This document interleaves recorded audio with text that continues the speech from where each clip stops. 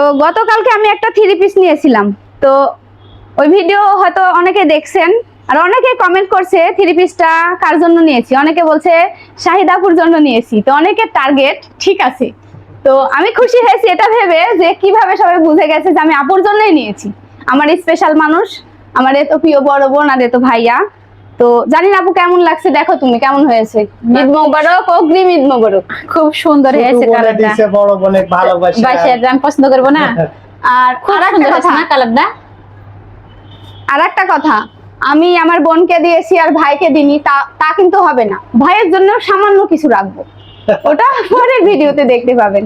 আর আপু তোমার কি পছন্দ হয়েছে? সত্যি পছন্দ হয়েছে, কিন্তু এত বেশি কিছু আর আমি কালকে যে একটা ব্রেসলেট কিনেছি, তা আমার খুব শখ জাগছে হঠাৎ করে মনের মধ্যে যে আমি মনে হয় কিছু একটা ভুল করে ফেলেছি। আমি আপুকে সেম একটা ব্রেসলেট গিফট করবো আর কি। আল্লাহ কিছু দিবে, আল্লাহ সামর্থ্য দিলে আমি চাই আরো কিছু দিতে, আমার খুব ভালো লাগে। পাগল হয়ে গেছে এরা, পাগল না হয়ে আপু, গেছে না না না, তো এটাই আমার প্রিয় মানুষ, প্রিয় বোন, প্রিয় ভাই।